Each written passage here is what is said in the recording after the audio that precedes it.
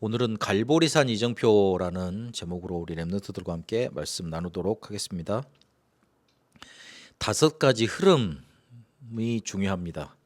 5가지 흐름이라는 건 말씀이 성취되고 있지 않습니까? 흐름이 있습니다. 기도응답이 계속되고 있는데 그럼 그 흐름이 있다는 겁니다. 그리고 세계복음화가 지금도 이루어지고 있고 전도 구원의 역사가 계속 일어나고 있습니다. 그 흐름이 있습니다. 성부, 성자, 성령이 말씀, 전도, 기도로 역사하고 계시죠. 그 3가지 흐름이 있다는 겁니다. 근데 거기에 2개를 더해서 내가 살고 있는 장소 그리고 내가 선교될 한 나라, 오늘 세계 선교대회 때 이 5가지 24하라고 제목으로 주신 겁니다. 이 5가지 흐름이 과연 어떤 포인트로 내게 지금 와 있는가? 포인트란 단어를 쓰셨잖아요. 그 말은 흘러가고 있는데 내가 어디에 위치하고 있는가, 내가 어느 정도 응답받고 있는가, 그거를 타는 겁니다.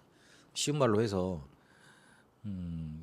계속 하나님이 응답하고 계시는데 나는 응답을 받고 있는지, 그리고 하나님이 이끌어 가신 응답 속에 있는지 그걸 확인하라는 거예요. 포인트란 단어를 쓰신 거는 나하고 관계된 거. 그 말씀을 들어도 내가 지금 흘려버리고 있는지, 아니면 잘 기억이 나는지, 그리고 기억나는 정도를 넘어서서 또 응답받고 있는지, 또 그거를 다른 사람에게 흘려주고 있는지, 그것까지 이제 확인을 계속 해보라는 겁니다. 나하고 상관이 없으면 아무리 흘러가도 다 뺏기는 거죠. 우리가 씨 뿌리는 비유에서 우리가 봤듯이 사단은 어떻게든 우리에게 말씀을 뺏어가려고, 은혜를 뺏어가려고 공격을 해댑니다. 그래서 어떻게 내게 지금 응답이 와 있는지 그걸 확인해야 된다는 거예요. 그래서 포인트란 단어를 쓰신 거고, 그것도 더 쉽게 설명을 하시려고 나에게 어떤 포인트로 와 있냐, 나라는 단어까지 더 붙이신 거죠. 그러려면 이 흐름을 잘 파악을 하려면 어떻게 해야 되느냐, 언약궤를 잘 따라가면 돼요. 에스겔 47장에 보면 성전에서 문지방에서 물이 나오잖아요. 그게 쭉 흘러가지고 저 바닥까지 이릅니다. 그래가지고 그 물이 흘러가는 게 강이 되고, 처음에는 그 물이 흘러나왔는데 발목에 차다가 다시 재보니까 무릎에 차고, 그다음에 허리춤에 차고, 내가 헤엄칠 수 없을 정도로 큰 강을 이루게 되잖아요. 근데 그 강을 이루어서 어떻게 됩니까?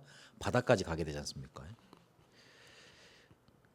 그 말은 무슨 말이냐면, 그 성전에서 나온 흐르는 물이 지금 뭔가 내 인생과 정답과 현장 계속 흘러가지고 세계복음화까지 흘러간다는 그런 뜻이 돼요.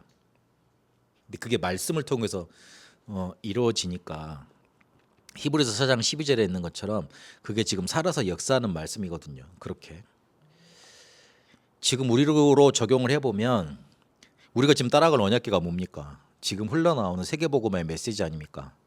그래서 그거를 붙잡아야지, 그 메시지를 붙잡고 있어야지 언약궤 따라가는 게 되고, 그렇게 따라가고 있어야지 응답받는 말씀이 됩니다. 성경 제대로 묵상을 하고 공부를 많이 한다 그러는데 그거는 아무 도움 안 됩니다. 필요가 없는 게 아니고 아무 도움이 안 돼요. 지식은 싸지고 성경은 잘 볼 수 있고 그러는데, 하나님이 지금 우리 교회를 모이게 하시고, 그리고 단체를 구성하게 하시고, 어떤 협회를 만들게 하셔서 그 사람들 모임 속에 주시는, 이끌어 가시는 살아있는 메시지가 있거든요. 그걸 붙잡아야 돼요. 사람들이 뭐 단어가 많다, 용어가 많다, 뭐 그렇게 말을 하던데 그 뭔 원리를 모르고 하는 소리예요. 모아놓고 주시는 게 있다니까요. 하나의 메신저를 세우시고 던지는 게 있어요. 그러면 그걸 붙잡아야 돼요. 그러면 그걸 붙잡을 때 뭘 인정하는 거냐면, 하나님이 지금도 살아서 내게 말씀을 주신다, 그게 인정하는 거잖아요. 그래서 그거를 붙잡는다는 말, 그리고 지금 흐름을 따라간다는 말, 단어를 이해하고 전달한다는 말, 그 말은 뭔가 이렇게 우리끼리 단어를 만들어서 뭔가 하자는 게 아니고요. 그걸 인정하는 거예요. 하나님이 우리를 모아서 세계복음화 하도록 사람들을 선발을 하셨는데 그 사람들에게 말씀을 주셔. 근데 그 말씀을 붙잡아야지 하나님이 살아계셔서 나를 인도하는 사실이 인정을 하는 거고, 그렇게 하나님 살아계시다는 사실이 인정이 돼야지 응답으로 하나님이 역사하실 것 아니에요. 그래서 언약궤를 따라간다는 말은 굉장히 그런 의미가 포함되어 있는 겁니다. 그래서 언약궤를 따라갈 때 지금 역사하시는 응답 메시지를 잘 들을 때 연간 메시지는 원단에 나오지 않습니까? 그리고 월간 메시지는 237 화요제자를 통해서 나와요. 그러니까 4월 화요제자 메시지는 5월달 우리가 붙잡고 가야 될 언약계인 거예요. 그리고 한 주간마다 우리에게 언약계를 또 허락하세요. 토요 핵심과 본부 주일. 전체 메시지가 한 주간에 흘러나오다가 토요 핵심을 통해서 그게 정리가 됩니다. 그리고 주일 본부 주일 메시지로 또 시스타트가 돼요. 거기에다가 우리는 우리 교회 우리 현장 지역에서 메시지 인도 받지 않습니까? 응답 받지 않습니까? 그래서 교회 강단 붙잡으시면 되고 매일도 하나님 언약궤를 주시는데 그게 뭐냐면 강단 메시지를 통해서 이미 허락하셨고 또 그걸 기도 수첩과 연결해 보면 맞아 들어갑니다. 그걸 찾아야 됩니다. 차근차근 이렇게 언약궤를 따라가다 보면 응답에 우리가 가 있게 됩니다. 5월에 그래서 우리에게 주신 언약궤 말씀은 24입니다. 나를 24 해라. 제자 24 찾아라. 치유 24 도전해라. 그리고 전도자의 눈으로 본 24. 제가 다 올려드렸잖아요. 그거 보시면 돼요. 그러니까 나를 24 하는 방법은 기도 24 하는 거예요. 삶 집중하는 거. 그러면 업과 전도와 내가 하는 전도와 교회 24 살아나게 돼 있습니다. 제자 24를 찾아낸다는 말은 무슨 말이냐면 모든 것을 회복할 수 있는 비밀 이걸 아는 제자 이거를 찾아내는데 우리가 도전하는 겁니다. 그 모든 것을 살려내고 회복하지 못하면 그 사람은 제자 될 수가 없어요. 실제로 내가 25 하나님의 보좌를 내 안과 그리고 내가 살고 있는 장소에 끌어당기는 기도의 비밀이 없으면 제자 될 수 없어요. 그 응답을 가진 사람들이 초대교회 사람들이었고 초대교회 사람들은 가진 핍박아도 이겨내고 세계복음 했지 않습니까? 그리고 치유 24 말씀하시면서 근본, 문화, 삶, 영적, 질병 치유 5가지 부분 말씀하셨죠. 그리고 여호수아 말씀하시면서 24 제자를 먼저 세웠다. 그러니 24 할 현장을 확정하게 됐고 24 시스템을 만들게 됐다. 그랬습니다. 그러니까 다 미리 파악해놓고 들어간 거예요. 그러니까 정복 전쟁이 일어났죠. 안 그러면 거치 가서 이겼겠어요. 모르는 곳 가가지고 어떻게 까만데 전쟁을 합니까? 확실히 이제 알고 들어간 거죠. 그렇게 절대 망대 여정 이정표를 세웠다 그랬습니다. 지금 하나님이 우리에게 살아서 역사하시는 메시지를 볼 수 있어야 된다. 그게 언약궤를 따라가는 거다. 그래서 메시지 그냥 놓치지 마시고 단어 하나씩을 딱딱딱 붙잡고 가셔야 됩니다. 5월 달에는 24 딱 붙잡으세요. 6월 달에는 아마 25 나올 겁니다. 그렇게 붙잡으시면 되겠습니다. 그렇게 붙잡고 간더라도 막 금방 확 변하고 그러진 않아요. 근데 어느 순간 보면 내가 완벽한 응답의 자리에 가 있다니까. 지금 좀 놓치고 지금 예배 잘 안 되고 그러면 지금은 잘 살아줘요. 그런데 나중 가보면 완전한 내가 어찌할 수 없는 재앙의 자리로 가 있어요. 그거는 막지 못합니다. 내 운명이 돼버리기 때문에 어쩔 수가 없습니다. 오늘 우리 렘넌트들은 이걸 기억해야 됩니다. 그리스도께서 오늘 다 이루셨다. 그래서 지금 그거를 우리는 이렇게 해석을 했습니다. 끝내셨다. 그렇게 해석을 했어요. 근데 그 끝을 냈는데 뭘 끝내냐는 거예요. 뭐 우리가 마음으로 계속 살아야 되느냐 그런 말이 아니에요. 뭘 끝내셨냐면 우리는 저주받고 지옥 배경 속에 살아가고 사단 권세에 붙잡혀 있었어요. 그걸 끝내신 거예요. 뭘 이루셨냐면 우리는 반드시 보응받아야 될 죄가 있습니다. 그거를 대신 속해 주신 거예요. 그 사역을 십자가에서 다 이루신 거예요. 죽으심으로.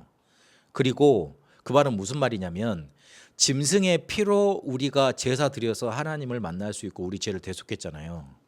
그런데 예수 이름만 부르면 예수를 그리스도로 믿기만 하면 구원받고 응답받게 되는 길이 열어진 거예요. 그리스도께서 십자가에 죽으심으로. 그리고 마귀가 우리를 죄 속에 빠지게 만들고 죄로 이렇게 우리를 얽어매서 멸망시켰잖아요. 그게 마귀의 일이었지 않습니까? 그거를 깨트려 버린 겁니다. 십자가에서.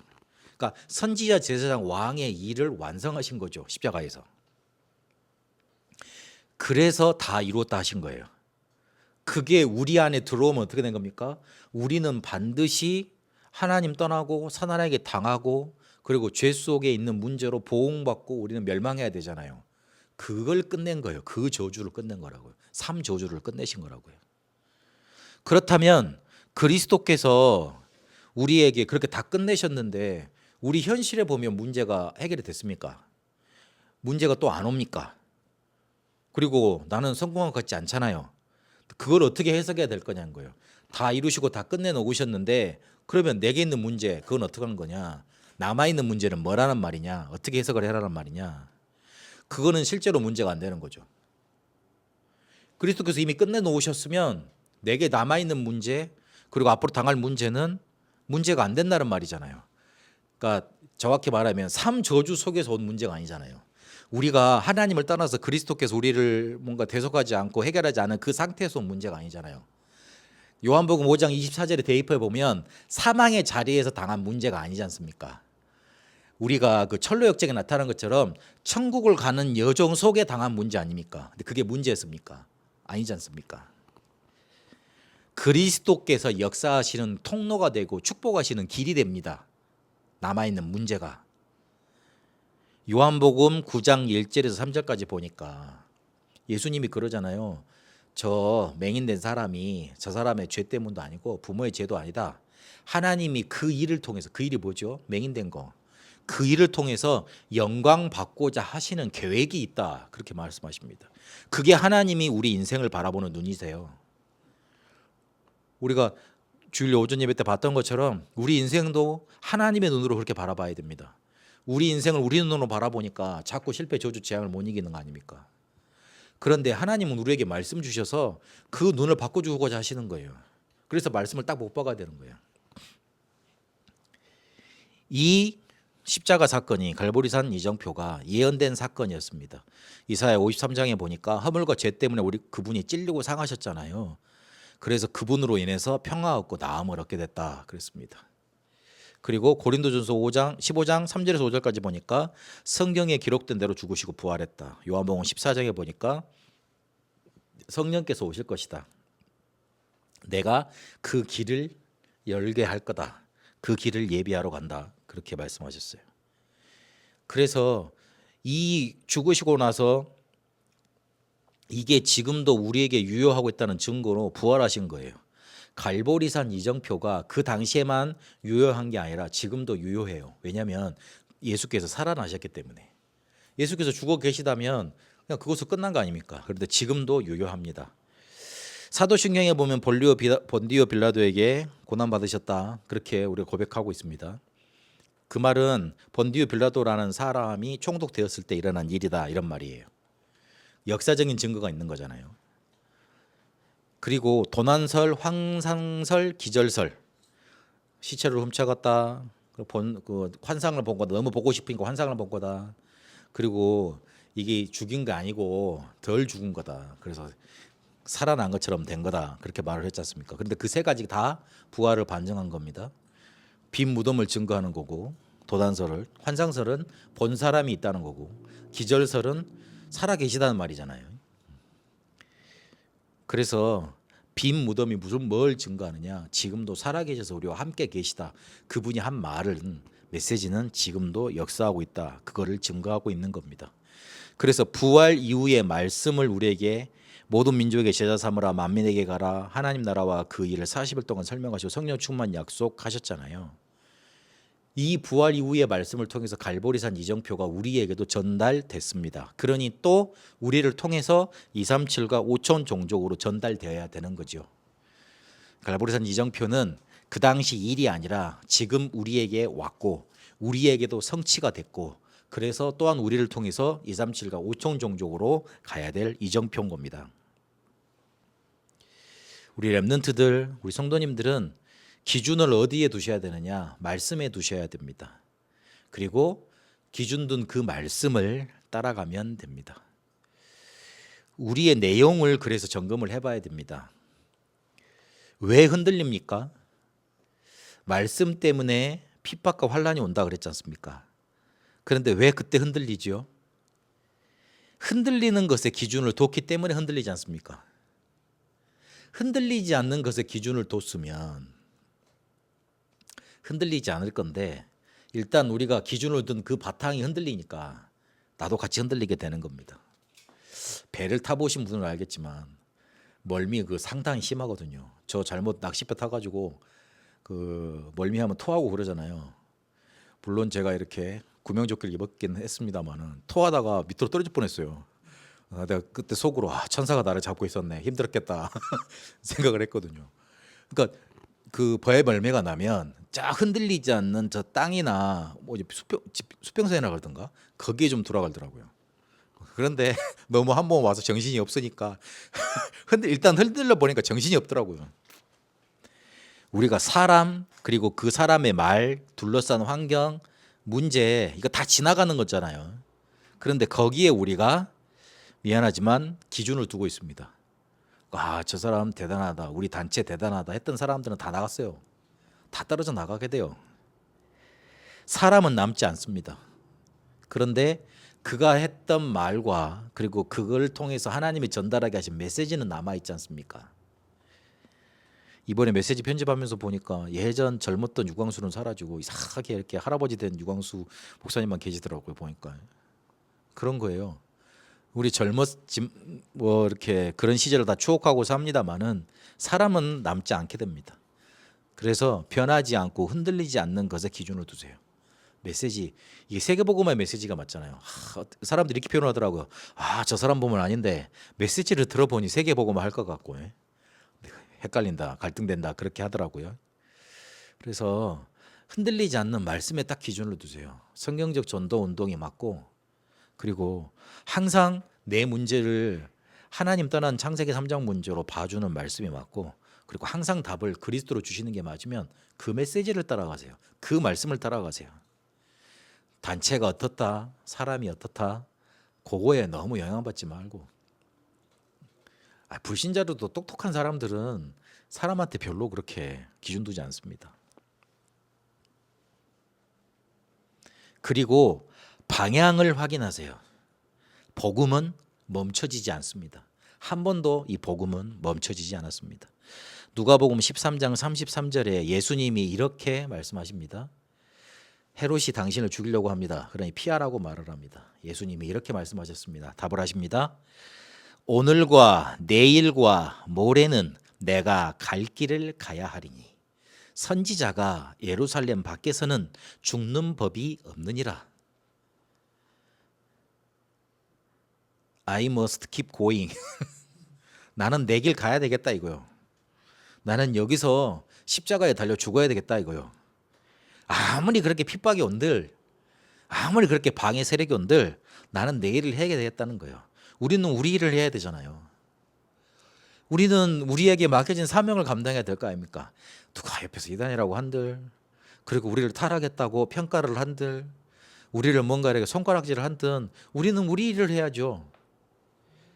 사도행전 11장 19절, 그래서 하나님께서 우리에게 뭘 주셨냐면 준비된 세계 전환점을 주셨습니다. 우리가 맡고 있는 베트남 선교 현장이 어렵다고 그럽니다.